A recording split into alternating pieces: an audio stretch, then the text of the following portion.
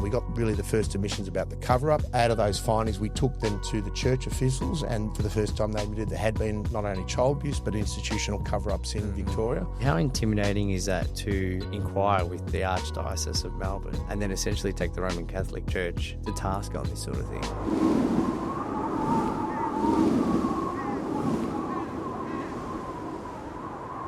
Welcome, David O'Brien, barrister from Vic Bar at Walsh Chambers out in Geelong, if anyone wants to find him. Thanks for having me. Oh, thanks for coming along to the Stay Frosty podcast.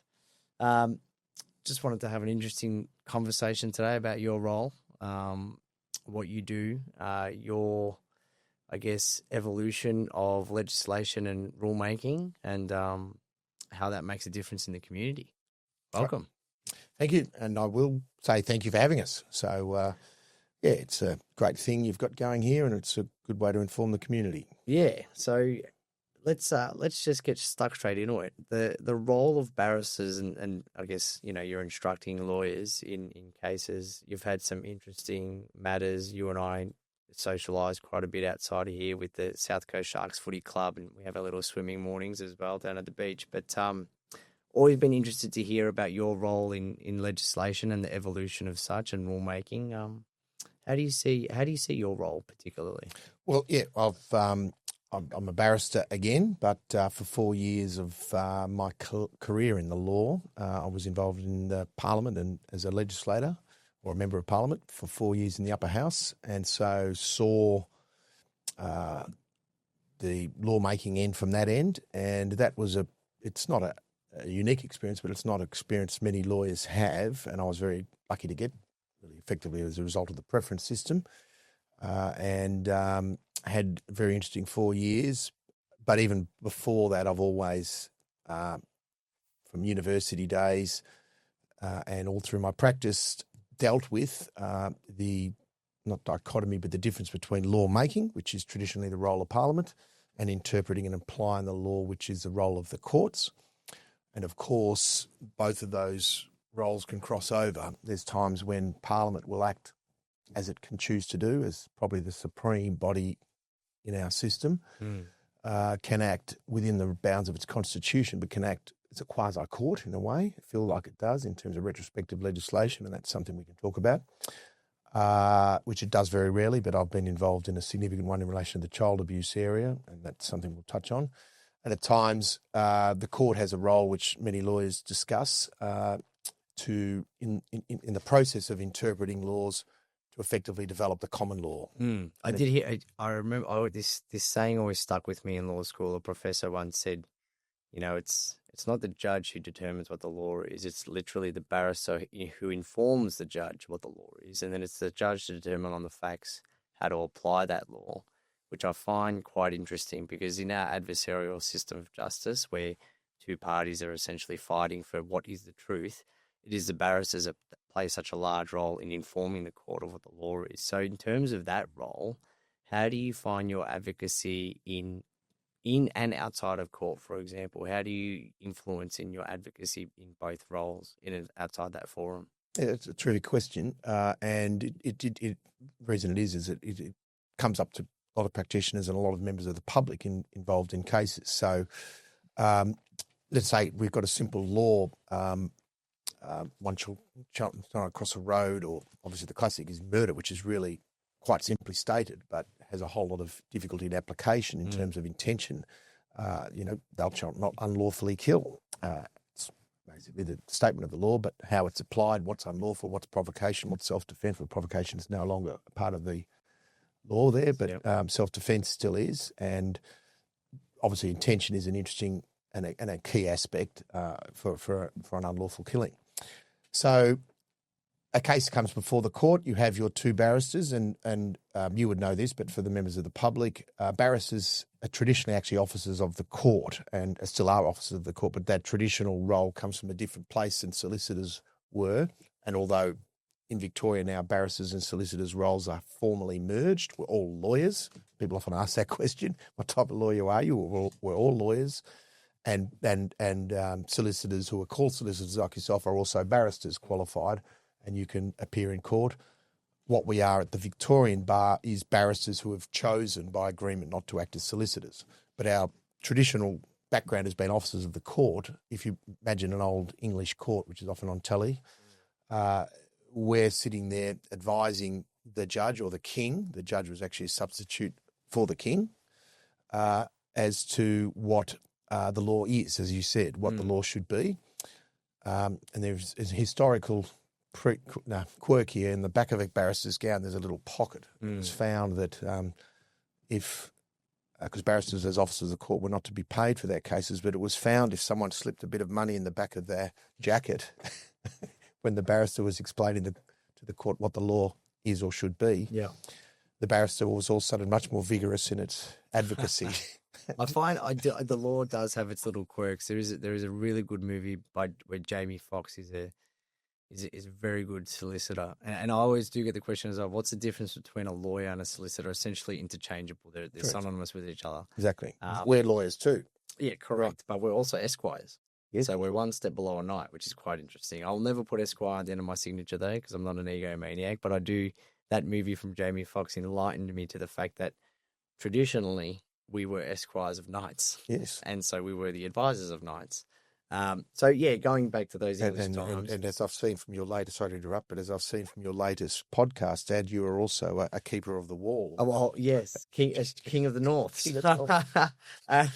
So, I mean, that leads us into, I guess, a good segue into the work you did at the Royal Commission for Child Sex Offences and Child Abuse. I mean, it is not insignificant work, as lawyers like to work in double negatives.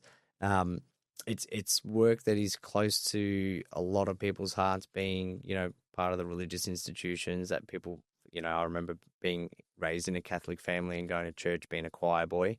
Never experienced it myself, but tell me about some of your work there. No problems. I'll do the best I can.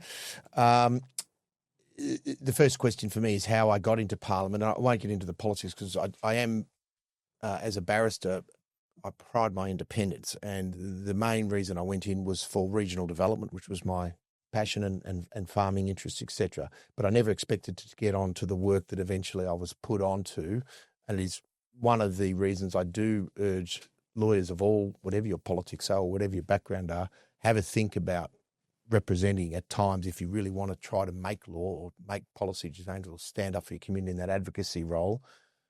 Go into Parliament. It actually, I know that there can be criticism of maybe too many lawyers, but a lot of people with legal backgrounds are not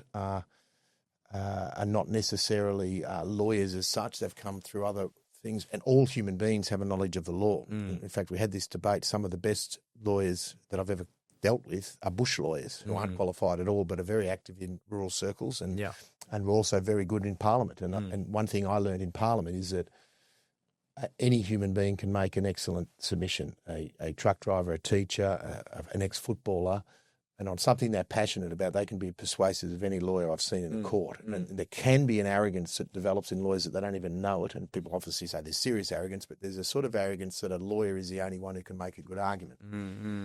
So that's sort of, general stuff. But what I found myself doing was something I never expected to be doing. Was I was placed on the inquiry that had been called in 2012 into institutional responses to child abuse.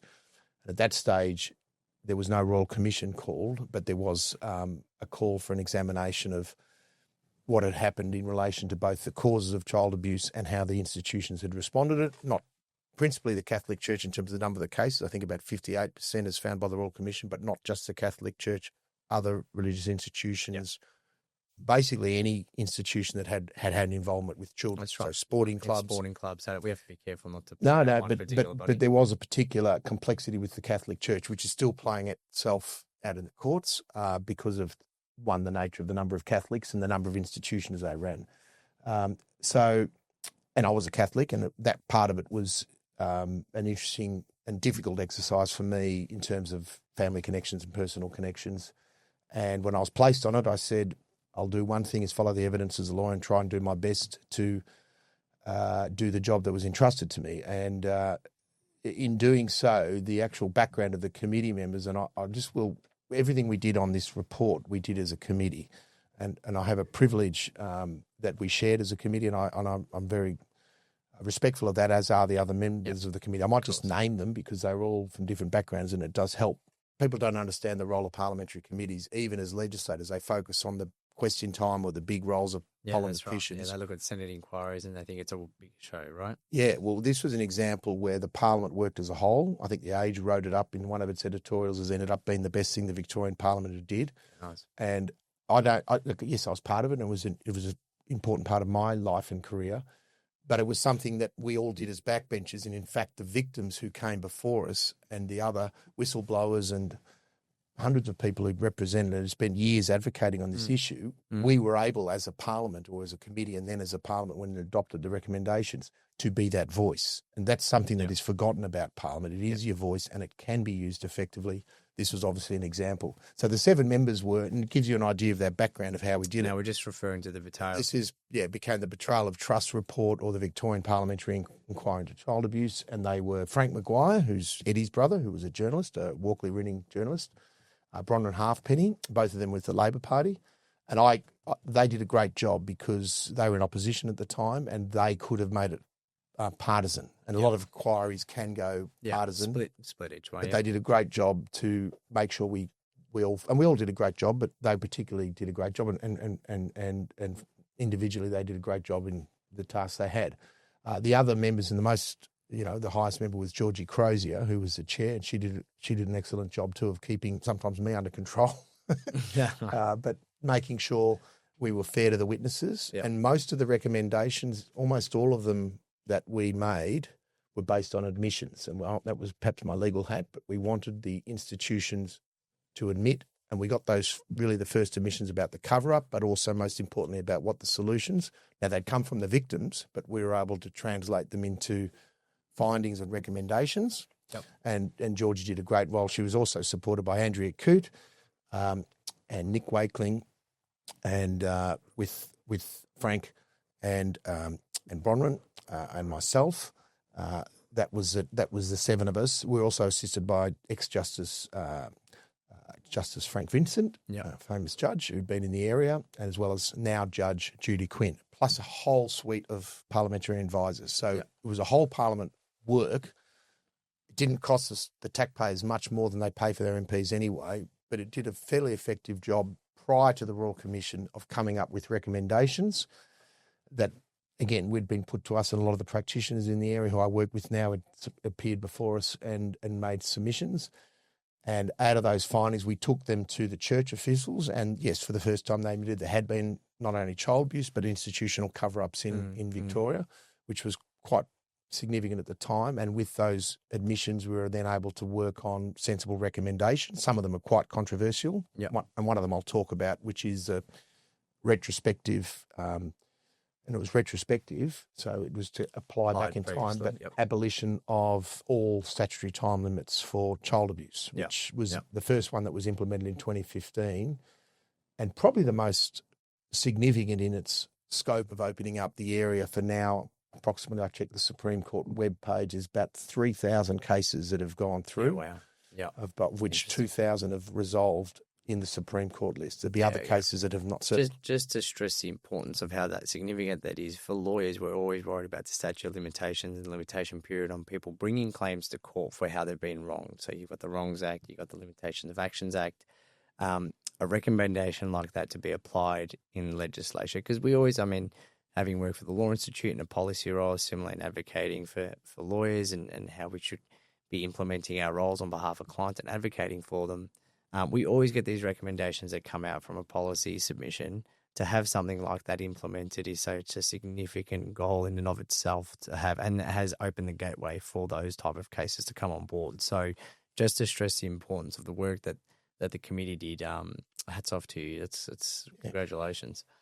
Thank you. And it was all of us, and it came from the victims. There had been a removal of limitations in Canada, but I'll check. I'll stand to be corrected, but I don't believe it was retrospective. I think ours was the first to recommend retrospectivity. The Royal Commission then came on afterwards and recommended a number of other matters and supported that recommendation across Australia. The other ones we did was make an entity to sue, and obviously the most important ones we put in place.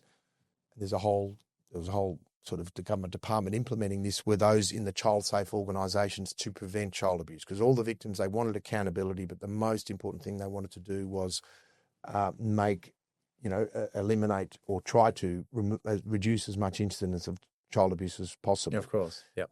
And to the extent that's happened, obviously we'll never really know. There's been obviously the tragedies last year in the childcare, another sector, and we've also had the VFL cases with community footy clubs such as the Bulldogs, St Kilda, being significantly affected by retrospectivity as well. So it's across the board, really.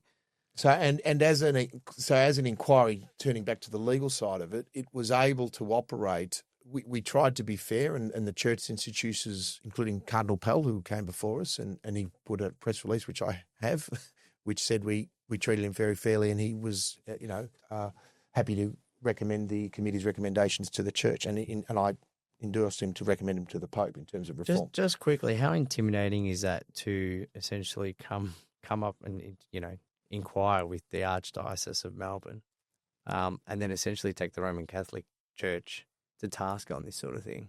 Were there some scary nights for you, or were you intimidated at all? Or?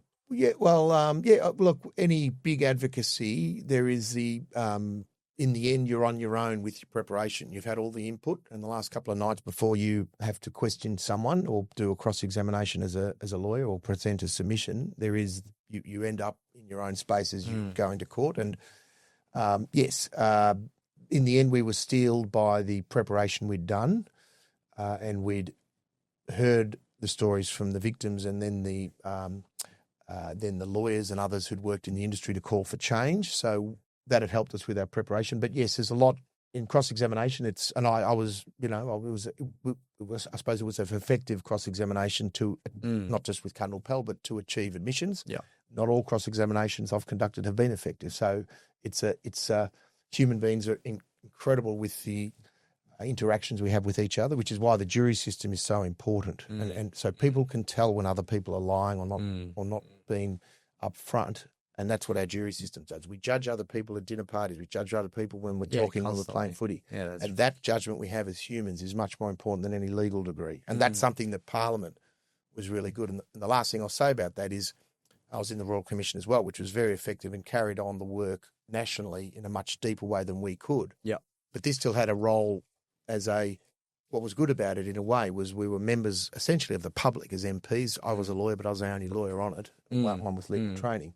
And the thing about a parliamentary inquiry is, and this goes back to the Star Chambers, etc., which were pretty brutal, there's nothing between you and the witness. There's no lawyer who can object. It's complete vulnerability. There's a jail in Parliament, and within the realms, you can warrant people to go into jail, and no court can interfere with that, and according to some legal theorists. Yeah. We didn't have to test it, but there's parliamentary subpoenas, and you'll see them in America often. Yeah. I think the Clintons are in a debate about whether they get subpoenaed at the moment. Privilege. Powers of Parliament are not really tested at the extreme because you go back to, you really get to sort of Civil War stuff, who's in control of the things. But what it meant from a questioning perspective is there was no objections. We tried to be fair. We really did. I was trained as a lawyer by the famous QC. I say his name, Jack Hammond, because he was a great mentor of mine. And he's often posed to me, who's the most important person in a courtroom? People say, the judge. People say the lawyers. People say, the witness. And the answer that Jack gave is that the most important person in the courtroom is the person who's about to lose their case. Because they need to know that they've had a fair day in court. Yeah. We tried to do that. So if we were going to find against institutions, as we basically did, we wanted it on admissions, and we wanted to make sure that had as fair a hearing as possible. So that was the way we conducted ourselves. And ironically, that committee had conducted itself without legal training for many years. They call it a victims-orientated approach, find out what the victims want, put it to the institutions, see if they can agree. Yeah, I mean, we definitely see parliamentary immunity play out in the American space with Donald Trump trying to get impeached. We probably don't see it in our jurisdiction as much, which is good because it allows results like this to come about. So, moving on from this recommendation, what have you seen the impact worldwide, essentially? Have you seen a lot of commentary come about? Yeah, well, so in a sense, it so happened that the issues were particularly acute in Victoria. So the reason Victoria led the way, in a sense, is a matter we shouldn't be proud of, is that there was a lot of institutional child abuse, particularly here in Geelong, in Ballarat, and and I won't say the amount of people that I know in the community are abused. Still, it's a case that only 1 in 4 report. Wow. So I know a lot of people in devastating. communities I care about where they'll never report, even now with all of this, because they just don't want people to know. It's a very private matter. But the incidence of it is extremely high in these communities. And perhaps the last thing I did there was my speech when we handed down the report. A lot of MPs if we got a grant, we'd talk about all the towns that we did in our electorate where we would hand out money as part of the government's thing, and that would be something you'd promote. Well, I use that approach, which is a typical backbenchers approach, to list all the towns where abuse had occurred in my electorate. Yeah, well, interestingly, talking about a Hollywood scenario, that movie Spotlight really highlighted how many countries and towns were affected internationally by this. So it was everywhere, and it perhaps still is, but in that instance it was. And then, so therefore, when you talk about the reforms, well, then the cases have occurred.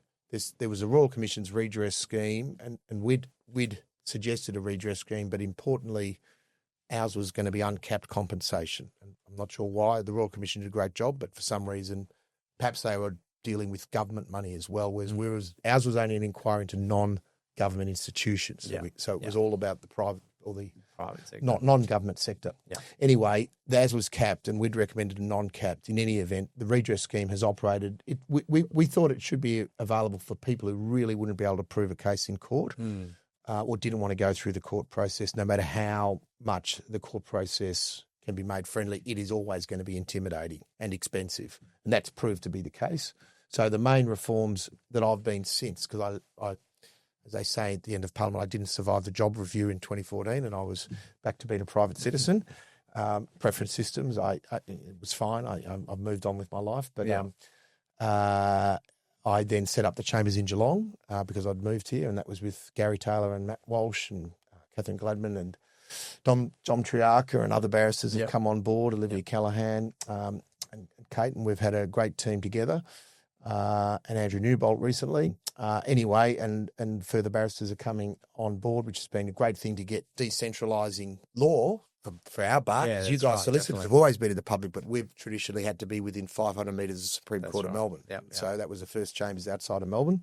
And then Gary and I actually were involved in some of the first cases because Gary had been in particularly personal injuries. I'd practiced in land compensation, which is ironically because I knew some of the principles in land compensation were fairer than child abuse. For example, in the schemes that the churches were running prior to this report, you wouldn't get your legal costs paid. So if you got 30 grand, which was a low amount, you had to pay 5 grand to your lawyer.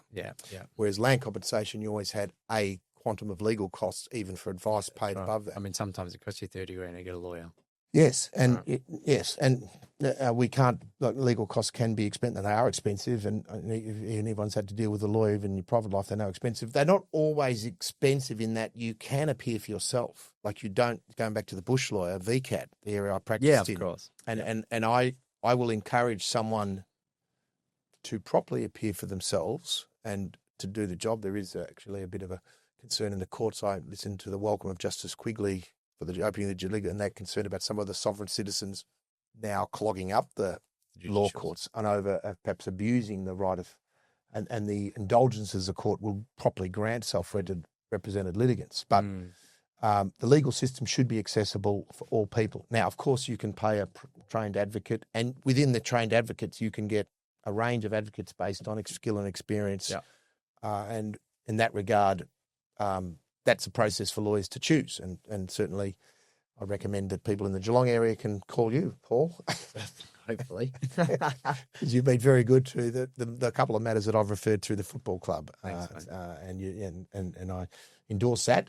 And if you chose to, you choose barristers of whatever skills you need to bring into your cases. We're like, in a sense, a bit like the specialists to a GP. That's right, yeah. You do the surgery. We did the surgery. So getting back to where it all led, Gary Taylor and I worked very hard on that. One of the first cases, JCB, which the church admitted for the first time the liability in the court system, and other cases have flowed since then. And the big payment, when I say big, they're only the money that they should have been awarded in the first place, but they seemed big compared to what had been previously awarded. Yeah, yeah. They were the fair payments that ought to have been paid to these people for having their lives ruined by child abuse. Yeah. But they've been now proceeding for almost 10 years, really across the country. And you asked about the Waldorf firms, where this fairly long answer led to, but hopefully on a constructive journey. No, I mean, just on that point with the redress scheme, I think people who have been affected by this, essentially lives are priceless, right? A human life is priceless. So, I mean, to put a monetary sum on it, and to quantify someone's essentially devastating effects from having to go through this is nearly unquantifiable, right? It doesn't get their life back. No, that's right. That's right. So, but yeah, to touch on the impact that it's had worldwide, I'd love to hear about that. Well, yeah, and I'm not. Again, this is a movement, as you say. The spotlight was going on in Boston. It was an accountability movement led by victims, really worldwide. And as I say, I happened to be placed in a part of it where I was able to, have some input into the reforms and see it played out. But I was particularly interested to note last week that one of the bills I've brought in here. Well, there's two things I could talk about. There's been a recent decision of the High Court in. I better get my glasses on here to get the citation correct, Mr. Snow. In AA versus the trustees of the Roman Catholic Church for the Diocese of Maitland, Newcastle,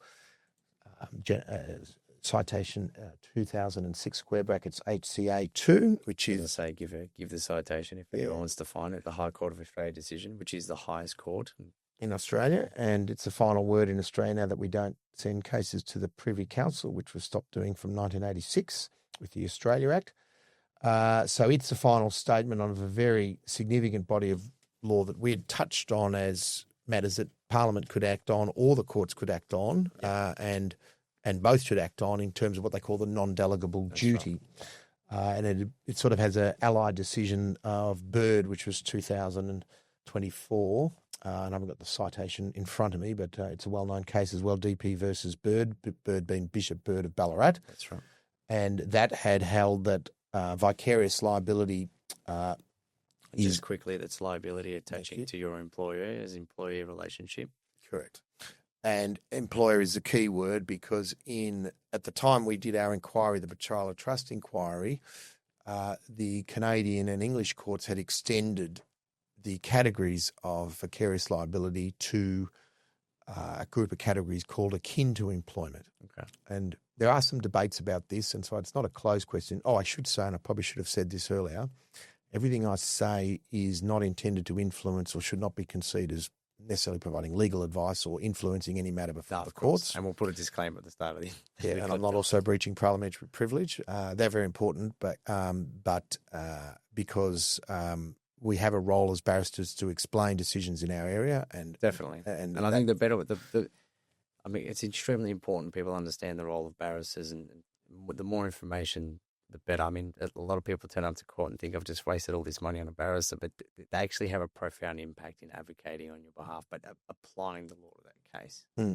Go on. No, and discussing it. So though that earlier decision of Bird, as you rightly said, on vicarious liability, didn't follow the and perhaps what was expected by the profession, and we'd anticipated that they could follow it, and we'd recommended they should, again, going forward in time, and so did the Royal Commission. So a new duty of care was imposed from 2017 forwards in legislation following the Royal Commission's recommendations. But what the High Court found in DP and Bird is that it was not the role of the High Court to make law where law had to be made. And I'll explain that. So in DP and Bird, the decision that was the critical aspect was, as you rightly categorised it, whether or not vicarious liability can extend beyond the employment situation. Yeah. And it had been expressed in not only Lepore, but the other cases, Prince Alfred College and other cases, that is essentially a policy decision. It's a not a matter of that which the English common law, what's called the English common law, the Australian common law should develop. It's one for Parliament. It's a matter for Parliament. That's correct. By implementing legislation. Correct. Yeah. And so the High Court made that decision and didn't follow what Canada and England had done, which is evolve essentially a version of the common law, although it all ties back to the Wrongs Act, although suits and negligence, depending on how you read. All falling back to the duty of care. Duty of care, how you read Donahue and Stevens have some form of ancient lineage. And for those who don't know, Donahue and Stevens, there's that famous snail in a bottle case that every law student knows about and everyone should read, because there is a famous production company now which runs, I think it's Snail in the Bottle Productions, which is a theatre company run by lawyers. Correct. But yeah, one of the first cases you learn about under duty of care and negligence. So, and I could give them a plug because I managed to score a part when I just left Parliament in a Snail in the Bottle production of Eureka. Very nice. Wow, well done. I didn't know that about you. There you go. Yeah, so I managed to convince Snail in the Bottle to allow me to put it up on my private YouTube channel, the recording of it, so you can find it. I'll have a look at it. Yeah, yes, it's very good play. Those barristers and solicitors. So, yeah, well, it's an extremely important Eureka. People don't realise, if I could divert to the Eureka trials. Please do. It's an extremely important aspect of, say, the role of the courts, which lead to parliamentary reform. People don't realise it, but there's a very strong argument that the Victorian Legislative Council that I was a party of was the first broader democratically elected parliament outside of the colonisation. Yeah, well, really since really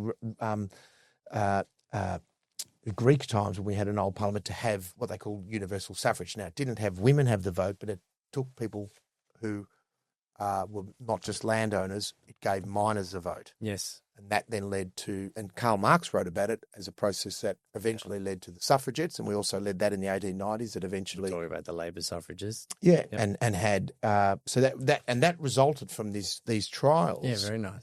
That this Eureka play was about, where people don't realise this, the 12 conspirators who were put on trial, they were put on trial to be hung, drawn and quartered for high treason in Victoria. Wow. One of them was the character I played, and they all got off. The Attorney General was a person called Stall, who the town and the streets are named after. Yep. And he tried to prosecute them all and failed. And my character was a guy called Timothy Hayes, whose wife had sewn the flag. Yep. And he'd obviously ironically had an alibi that he was in the tent of the priest at the time, which had ironic. It was a priest of Ballarat and was where the site of St. Lepius was. So that was somewhat ironic for me from what I'd been through. But that alibi was ultimately accepted, even though he was a ringleader. But his most famous thing he did is just before his case was closing, even though he'd had a barrister argue his case, he stood up in the dock and gave this speech to the judge and the jury. That is, everyone says, don't act in your own defence. Don't have a dog and bark too. Is the old phrase about lawyers. But he stood up and gave this impassioned speech just before the case was about to close. And I won't do it in a great Irish accent. You can see it, but my kids always laugh at me about it.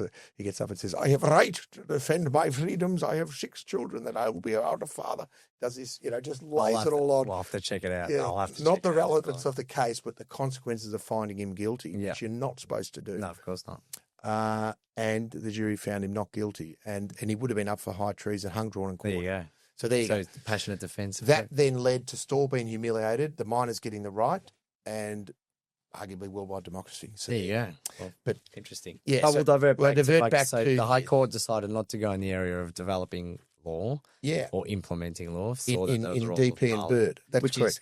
Going back to constitutional principles, you don't play in other people's backyards. Parliament is separate to legislature, even though the Supreme Court judges are appointed by Parliament. But it is what it is. It's regarded as a legally conservative, not politically conservative, but legally, as opposed to what they sometimes call judicial interpretation or judicial. Some people derisively call it judicial adventurism or over. Interpreting law. But anyway, it was regarded as that decision, which the Victorian Parliament still have before their books a piece of legislation to overturn that, which is sitting in the Victorian Parliament at the moment in the upper house, or I believe it may be. So that's the Justice Legislation Amendment, Vicarious Liability for Child Abuse Bill. So they've followed. Interesting. Yeah, they've followed the DP recommendation to then impose it upon a set of relationships, which would include the priest relationship. But in the meantime, this non-delegable duty argument has had success in the High Court in this recent decision. And in that instance, the High Court have said, we will overturn the same case, Lepore, on an aspect of it which was judicially made law, namely whether it was acceptable to have a non-delegable duty imposed, or would a non-delegable duty be imposed for the actions of another person that were a crime or an intentional crime. And they said that can't happen. The new High Court have said, no, that can happen if there's a failure of duty of care and foreseeability and the relationship is such a vulnerable one, like a child to a priest, that imposes such a duty. So that's this is now the case that it has impact. Yeah, so this will now, and it's not a unanimous decision. So two justices dissented, which is where a judge, for those outside, the judge writes an opinion that is not in the majority, but it can actually be a ground for where future decisions come from. And in fact, the majority looked at the dissents of Justice McHugh. So that's what. Yeah, which interestingly enough, for those who love their Latin, is known as obiter dictum. Yes. Law school, but yes. So you had two dissenting, is that right? Two dissenting and three what they call a plurality, write the first decision with the Chief Justice, and then two judges who also agree write their own reasonings, and that's quite important. And that's something the Americans don't encourage. They can do it, but the American Supreme Court's model is to wherever there is wherever there is a majority decision, they should all write a uniform judgment. So the law is seen to be clear. Yeah. And that's a way to go. But ours has actually been slightly more difficult for lawyers to follow, which is each judge can write their own decision. Yeah, I mean, it's funny because not a lot of people know that lawyers at law school, or law students, only know Court of Appeal judgments because you're reading majority decisions, but then you're also reading, I would always dive in dissenting decisions and see where they departed on the facts, which was always interesting. But then it always got me into trouble because then I'd be up at 5 a.m. reading judgments. And I don't recommend that for any law student. No. Well, the worst thing is if you forget that the pages have jumped and you think you're reading the majority and you've jumped into a dissent. That's right. Like that, so you're other. Isn't the law wonderful? And I've read that wrong. That's right. That's right. So the Americans are now considering this, is that right? Well, what they're considering in the most recent thing from Thursday, this is rather topical and very sad for someone who ended up dying in Australia, was Virginia Giuffre, the Epstein witness. So they're considering a bill that she had recommended take place, which is what they're calling Virginia's law, and I've printed off a copy of that. All roads lead to Epstein. We've got a documentary at the moment on Netflix, but we won't go there. But if you need to go there in your next documentary, I might have. Good luck. So they've coined it Virginia's law. Yeah, after Virginia Giuffre, and she had actually recommended it in her book. And I'm not saying she had followed what we had done here. But we have done this for 10 years. It's not just abolishing limitations, but it's abolishing it retrospectively. So some American states have abolished limitations, but to abolish it retrospectively allows the backlog of claims. And it's the usual debate that we had when we were considering recommendations, whether there'll be a floodgates. And going back to the numbers, some would say, well, 3,000 is a lot of cases, and some could say that's a floodgates. And for people in the public, a floodgates is said to be where litigation is opened up so much that it's uncontrollable and it's unfair. And, I mean, constitutional law says that it's against a public policy to open up floodgates to litigation because then it just leads to institutional compensation. But, I mean, our MPs are spending enough money elsewhere that they could probably afford to pay some victims. And it's the defendants, really, the institutions or the individuals. And my answer to the question of floodgates, and this was our answer as a committee, and we did consider it, two things. One, just because you abolish limitations as we recommended, it doesn't mean that the cases, we can go back and sue a case from the 1600s, for example. Of course, yeah. There is still practical, which our Victorian courts have accepted, apply, if all witnesses are dead, if there wasn't a complaint made at the time, these what they call discretionary matters. The big thing that was abolished was a hard limitations period, that if you were outside this period, and those hard limitations period had opportunities to extend, and the courts had started to say, well, we need to extend a lot of times for child abuse. But what we did is get rid of that whole test and replace it with a fairness test, which already existed in the court. There's always going to be a role for the facts in a case, going back to where we started. So it doesn't mean just because these decisions come down or Parliament's acted in a way that every case should go through. Cases can always turn on the facts. And I've always said, I've always had clients come to me and saying, yeah, but my solicitor told me this. And I said, well, tell them to guarantee you in writing because it's not going to happen. Ultimately, you've got to test the facts against the law. Advice. Yeah. And that's why it is difficult to predict cases because you not only have the arguments about the law, but the critical thing that happens in Australia is how the witness is going to go, how's the evidence going to go in court. Yeah, that's right. One thing the Americans do that I have advocated, it hasn't necessarily been adopted, but I've used it in a number of cases, which I recommend could be done with all this video technology, is greater use of depositions and indeed pre-trial. Yeah, they do that more in American Yeah, jurisdictions. and it gets, because with documents, the documents can say something, but it's what the witnesses say about the documents that you want to get to the heart of. Read the body language, the tonality. It tells us something. Like you said, the jury of 12 always tells something about a person. So yeah, it's interesting. So that's our journey through my life of where it's got to today in terms of the law and Parliament and making law. So and thank you for that opportunity. If that's David, to be honest, I haven't known the depth. I mean, we know each other quite well personally, but professionally, we've probably only just touched the iceberg on a few conversations. So it's been an absolute pleasure to get to know you and see what you've done. I look forward to be able to be your instructor in the future, and it's a privilege to be able to call you a friend. Thank you for coming on board. You mentioned icebergers as I shake your hands. I've formerly, for those, via the great Liam Shellard, who was the president of Bertinas, pass on my, if I had it here, there it is, formally pass on the mantle with the audience here of the great South Coast Sharks Football Club. Thank you. You've already had it passed on, so I'm not doing anything formal there. But thank you for that. I've been privileged to be able to be appointed the president this year. So from one former past president to the current one, I do appreciate the role, and it is not gone over my head the task that we have to be able to be a representative and the privilege that we have to represent the men that play in that jumper, because a lot of blokes sacrifice their family and their time to be part of the club, and it is a volunteer-run organisation. So in saying that, I'm very proud and honoured to be in this position. I don't take it lightly, but there's a committee that are involved, coaches, Darren, Podge Morris, Luke Vasolo, like you said, Liam Shallard, who's the immediate past president, and a lot of blokes. There's Des Callahan, there's Wise Nick Abbott.